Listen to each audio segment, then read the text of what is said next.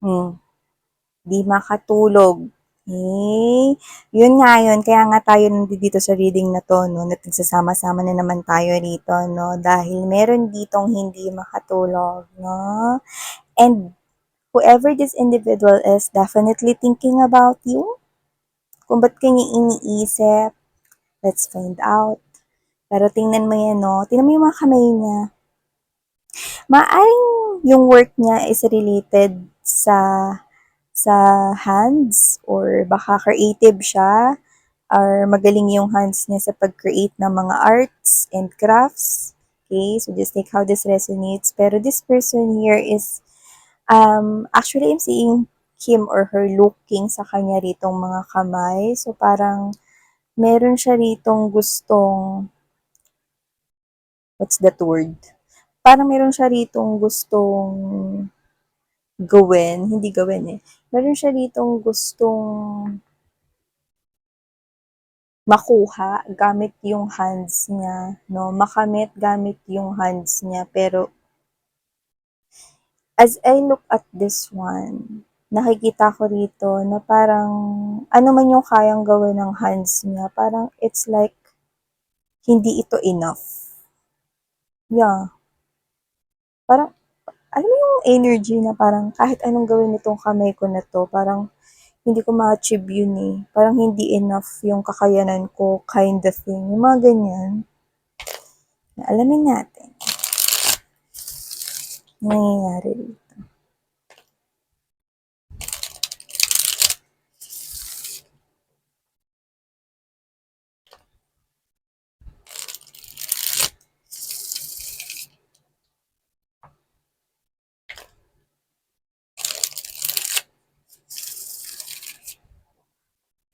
Alam mo, ito yung blockage. Tinan mo. Knight of Swords energy. Okay? Ito yung blockage nito. Okay? Ano bang ibig sabihin niyan, Miss Yan? Kung makikita mo, no, may puno ron, which is yun yung unang nakita ko. Okay? Which is stability yon, and then seeing clear blue skies right here. Yan, no? Alam mo, ito yung blockage, ito yung bagay na maaring gusto niyang gawin pero hindi niya magawa kasi parang limitado yung sinasabi niya rito. Pero when we say swords, these are communication. Okay? Pero alam mo kung ano yung nararamdaman ko from here? It's like this person has this affection for you. Yeah. That's why. Okay? Kaya tayo nag-reading ng gantong oras. Parang may affection siya rito for you. Okay? Pero, iniisip ka niya, that's one. And then, I think this person here, he or she has these feelings for you. It's like, I'm getting that vibe, no? Naalala ko yung radio session, no? So, tawagin natin itong mga babes, no, na TLC. Yan, no? Hindi tomato, lettuce, and cheese yun na. Kundi true love confession. Yan, no? Kasi ang blockage ay communication. Mm. So, yun na natin. Kasi parang in love siya. Yung energy niya in love.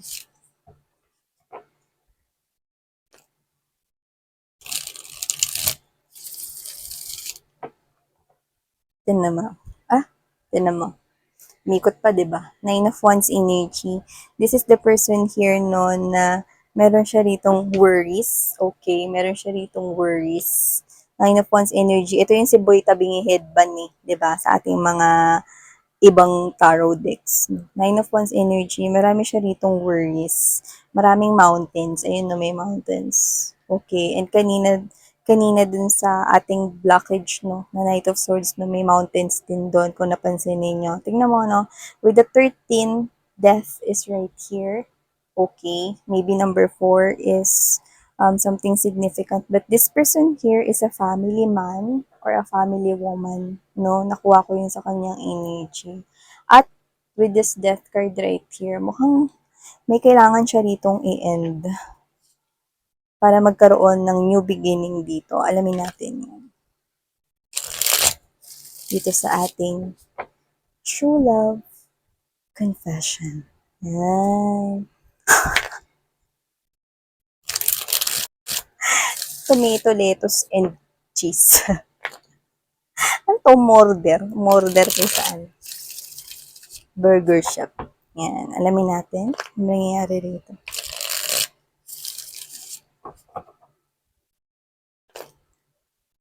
Alam mo yung in love siya, pero parang may something. Okay, let's go. TLC. True love confession.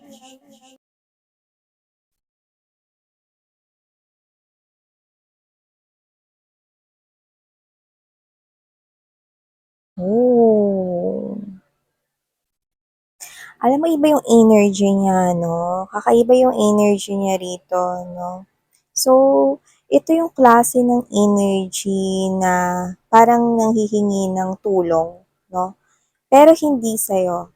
Okay? So, let's keep moving.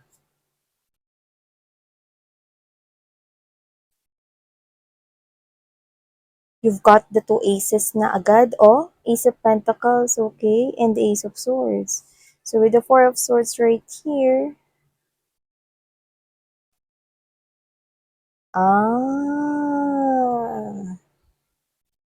so, kung sino man siya, no, nakukuha natin mga babes, no, na itong tao na to, okay, ay alam niya na mahilig kang manood or naniniwala ka sa mga tarot or energy readings. Alam niya. Okay? Alam niya rin yung mga bagay tungkol sa'yo. So this person here is giving me the vibe that you could be his or her number one fan. Doesn't have to be na celebrity ka. Doesn't have to be rin that you are on a public eye, pero pwede rin ganon. Pero para sa kanya, kung magkakaroon ka man ng tagahanga, siya ang nananatiling number one, number one, number one. Yan.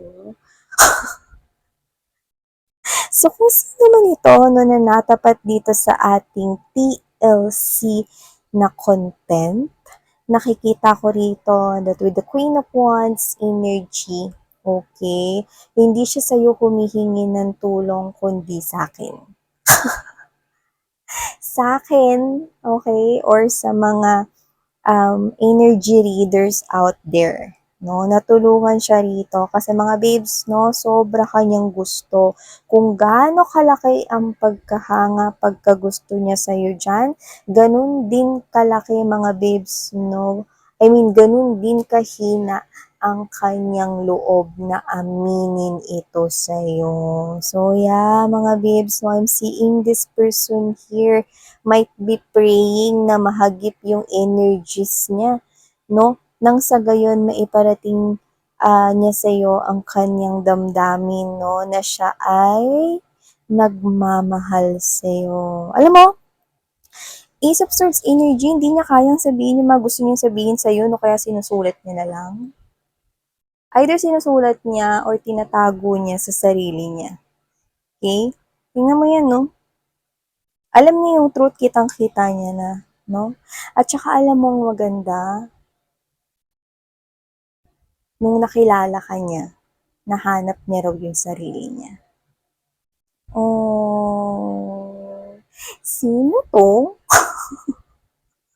Kasi this person really wants connection here with you. Ace of Swords, no? At saka yung intention niya sa'yo with this Ace of Pentacle energy, ang laki ng pentacles na yan, seryoso siya sa'yo.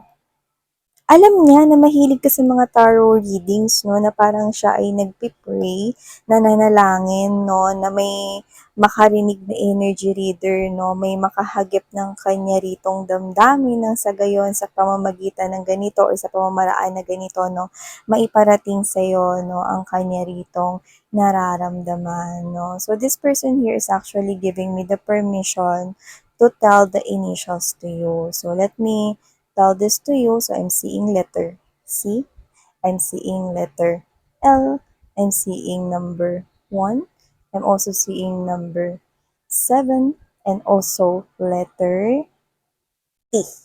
Yan, no? So, mamaya maaaring may makita pa tayo here. Pero sa ngayon, ayun muna. So, kung sino man siya, no? Alam mo kasi, gustong-gusto ka niya 'no, pero alam mo kung ba't hindi siya makalapit sa'yo? Hindi dahil sa kakainin mo siya, pero nai-intimidate siya sa energy mo. Alam mo kasi, mga babes, kapag ang isang tao ay intimidated or finds you intimidating, parang ang tingin nila sa'yo is nasa pedestal ka, sobrang taas mo, like literally, parang hindi ako nababagay sa'yo, hindi ako nararapat sa'yo, hindi ata ako yung para sa'yo, pero ganito kita kagusto. Yan. So, this person here is really confessing to you his or her feelings and emotions. So, true love confession nga talaga ito. So, kung sino man tong person na to na gusto niyang iparating sa'yo rito, no, na ang taray, no, kasi ang nakita kong salita is tanglaw. So, whatever the case may be, ikaw ang nag-iisang tanglaw para sa kanya. Matayong gender dito, ha, babae, lalaki, LGBT. Just take how this resonates, no. Alam mo yung nung nakilala ka niya, nakilala niya rin yung sarili niya. I think this is the type of person here na pwedeng galing siya dun sa place of darkness. No, natulungan mo siya, no, siguro may mga nasabi ka sa kanya. Alam mo kasi yung Queen of Wands energy, napakagaling mag-advise nito. Or maaaring aware ka or hindi ka aware, pero yung mga advice mo talagang nakakatulong sa iba. So, maaaring isa siya sa mga taong natulungan ng advice mo, no? At saka alam mo, I think this is the person here na hindi naman siguro sobrang mahiyain, pero meron siyang mga insecurity sa left niya na parang unti-unti niya yun na natatanggal pala sa sarili niya. When I say pala, parang na nare-realize niya na parang nagbabago yung kanya ritong character, no, in a positive way simula nang makilala ka niya, no. Kunwari, bagong-bago kayo nagkakilala, no, hindi naman siya ngumingiti or hindi siya palangiti, pero after nang magkaroon kayo ng interaction, ngumingiti na siya, no, gumaganda na yung araw niya, no. So, kung sino man tong person na to, no, may pagbabago, no? Maliliit na progress, pero meron, no? Kasi this person is claiming na parang, alam mo yung feeling na tao yung hinahanap niya yung sarili niya, no? Doesn't have to be na, oh, manalamin ka pre. Hindi ganun, no? Pero siya, nahanap niya yung sarili niya because of you. Ibig sabihin, no, natagpuan niya yung happiness, no, na pwede pala siyang sumaya, no, after niyang mailagay sa sitwasyon noon, no, sa past, no. Yung iba sa inyo, I mean, kayo yung tumulong sa kanya, no, na humatak sa kanya, no, palabas ng kumunoy or nung dark place kung saan siya galing. Okay? So, pwedeng sobrang lungkot niya, no, bago kayo nagkakilala, no, and then this person here, alam mo yun, no, siguro simula nun, no, nakita niya rito na ikaw ay natatangi, no, bukod tangi sa lahat ng mga nakilala niya, no, ng mga babae or mga lalaki sa buhay niya.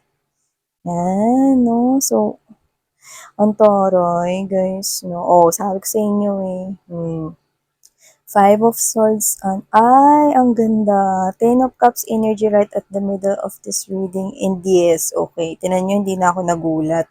5 of Pentacles, no? Alam mo, itong person na to nakadil ninyo, kung sino man siya, whether kilala nyo or hindi nyo kilala pa, no? Or kung sino man ito. Alam mo, malakas yung energy na hindi pa ito maamin. Okay? Kasi nga, humihingi ito ng tulong, no? sa mga energy readers na mahagip yung energy niya. So, hindi ko naman nakikita, no, na naniniwala siya or everyday siyang nakatambay sa mga energy or tarot readers, no. Pero, dahil naniniwala ka dito, ikaw collective, dahil naniniwala ka dito, at alam niya yon yan, no. This person is giving this a try. Na parang, if, if tarot readings ay totoo talaga, then sana mahagip mo yung energy ko. Yan, no. Ay nagkataon, mga babes, no, na dito sa channel na to, nahagip natin yung mga energies nitong mga ito, no, na nahihirapang sabihin sa inyo, no, kung gaano niya kayo dito kalaki na gusto. 'Di ba? No? Kung gaano kalaki yung pagkagusto at pagmamahal niya sa inyo, ganun din mga babes, no, kahina ang kanyang loob upang aminin iyon sa'yo. So, yun nga yung role ko dito, no. Binigyan niya na naman ako ng role dito. So, may itong Five of Swords, Five of Pentacles. Ito yung sinasabi ko kanina, insecurities yan. Okay? Gusto niyang ilaban tong connection na to. This is all about fighting here, no? This is all about taking a chance. Pero, meron ba namang magte-take ng chance kung puro ka lang sulat at puro ka lang tago ng damdamin mo, no? Kung puro ka lang parating rito, no, na nawa ay mahagip yung energy mo na to, no? Umpisahan mo na lumapit dito kay collective, okay?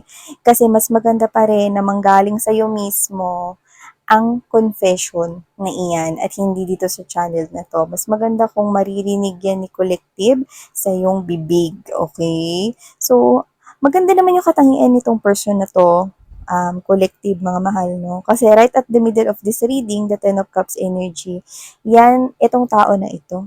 Mapagmahal yan sa pamilya niya, sa mga kapatid niya, sa mama niya, sa mga magulang niya. Mapagmahal siyang tao rito at maalaga ito. No? Alam mo yung klase ng energy niya, is anda siyang magsakripisyo rito. Uunahin ang pangangailangan ng pamilya at ihuhuli ang pansarili niya. Yun yung nakikita ko dito. Ibig sabihin, ito yung klase ng tao rito na uunahin ka niya, no? Uunahin niya yung mga pangangailangan mo, no? Yung mga bagay rito na kasi parang ang rason niya is yung pamilya ko yung nagpapasaya sa akin. Kaya pag masaya sila, masaya rin ako. Yan, ganyan yung energy niya eh. So, kung mapapahintulutan na patutuloyin mo siya sa buhay mo, nakikita ko no, na ibibigay niya rito ang makakaya niya, magsasakripisyo siya no, para sa'yo at sa magiging pamilya ninyo, no, at uunahin niya mga pangangailangan mo at ng mga bata at ng pamilya mo at hindi niya rin pababayaan ang kanya ritong yung sarili niyang pamilya which is his or her mom or mga kapatid niya, no. Mabait siyang tao, mabuti siyang tao, no. Yun nga lang, ang tingin niya sa sarili niya is mababa. Tapos, nakaka-intimidate pa yung energy mo. Alam mo kung kilala mo to, mauna ka na, na mag-approach sa kanya kung gusto mo siya, okay? Kasi this person is giving me the vibe. Itong reading na to is purely, as what I'm sensing here, kahit hindi pa natin nailalapag ang lahat ng ito, okay? Hindi pa natin nakukumpleto dito mga babes ng mga energies. Pero, I'm already getting this kind of message that this is all about this person's feelings and emotions for you. True love confession for you. Kaya hindi ko makita rito yung sa'yo, kaya nga sabi ko sa'yo, kasi hindi ito mauuna dahil this person finds you really, really, very, very intimidating. Ang tingin niya sa'yo is napakataas, no, na to the point na, alam mo yun, kahit wala ka namang bodyguard or hindi ka naman celebrity, hindi ka rin naman artista, hindi ka rin naman model, no, wala ka namang, yung ganun, no. Pero maaari iba sa inyo, could be, 'di ba? Pero ang tingin niya sa'yo rito, mataas kang tao na parang hindi siya pwedeng lumapit. Like literally, may wall sa inyong dalawa, no, na parang hindi ako pwede para kay collective yan, no. So, kung ikaw to nakilala mo to at ikaw naman ay may gusto din sa kanya at like mo siya, then go ahead, mauna ka, no? Kasi nakaka-intimidate daw yung energy mo. Well, nakikita ko ngayon dito. Yan, no? Pero yun nga, sabi ko nga sa inyo, this is purely and solely all about that person's true love confession to you. So, yes, no, mapagmahal siya rito, tunay pangailangan ng pamilya. Tinan mo, oh, di siya rito, Four of Cups energy, oh. Ayan, no. Alam mo, iniisip niya na agad na i-reject mo siya, wala pa nga siyang ginagawa. You know, Four of Cups energy. This person is already thinking na i-reject mo siya. Look at that. This person is practicing holding that cup. This is his or her journal ni sinusulat niyang damdamin for you. 'Di ba? Ayan, no.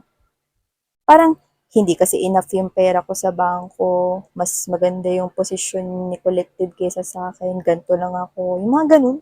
Or, ito lang yung kaya kong i-offer kay Collective, may mga ganyan, no? May mga insecurity siya sa buhay niya, no? Kaya nagkakaroon ng pause dito, nagkakaroon ng break.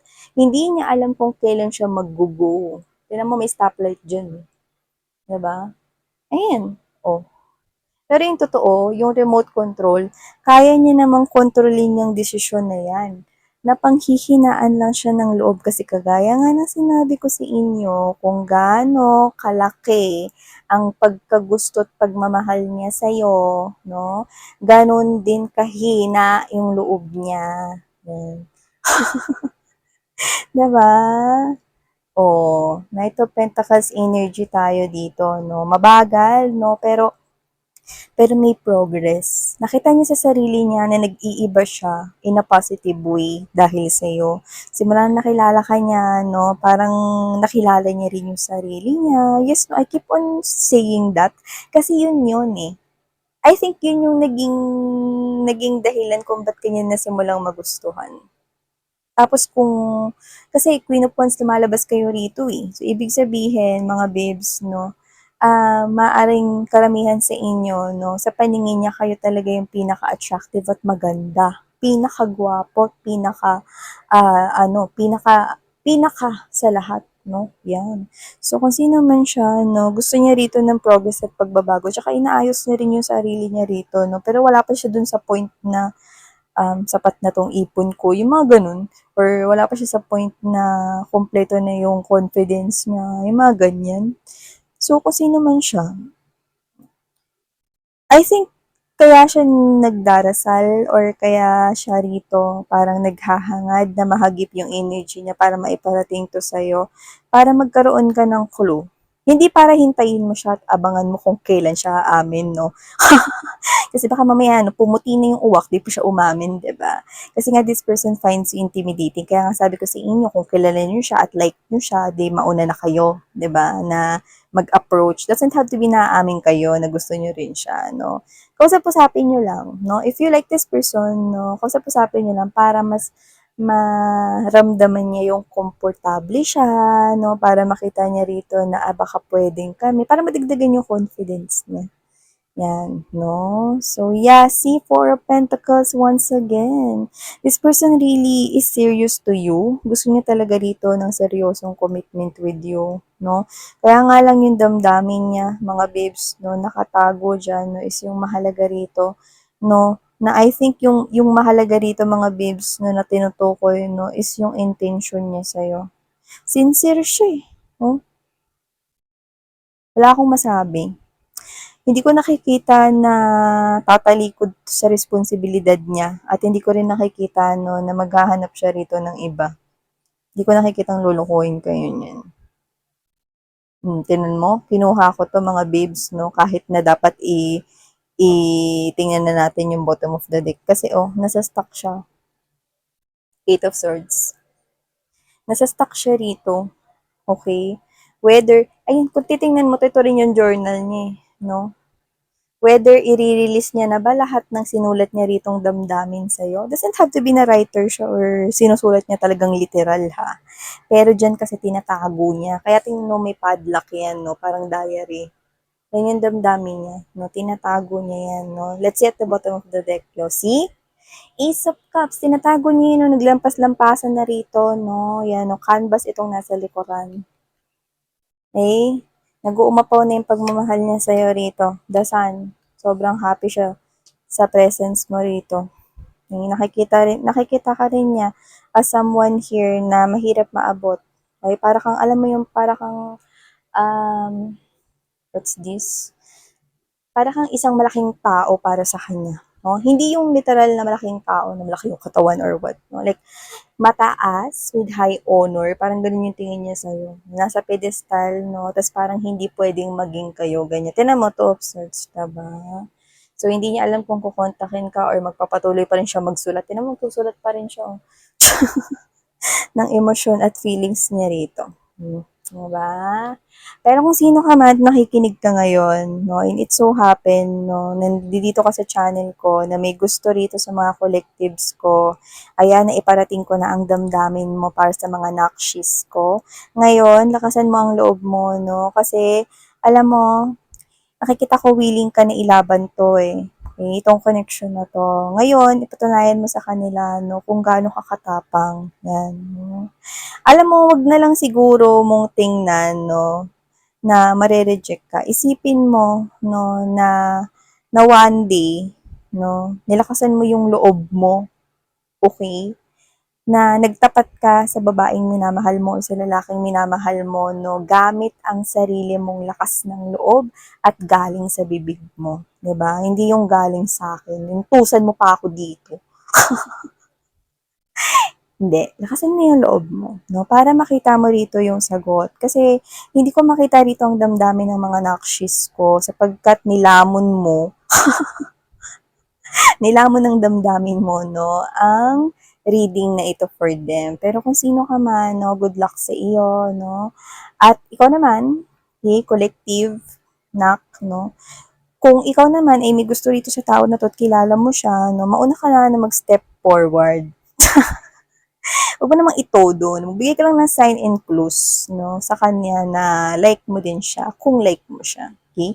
Para magdagdag yun ng lakas ng loob sa kanya. So, yan mga babes, no, itong nakuha natin sa True Love Confession. So, yan, no, thank you so much. Tulog na at sarang iyo love and life. Annyeong.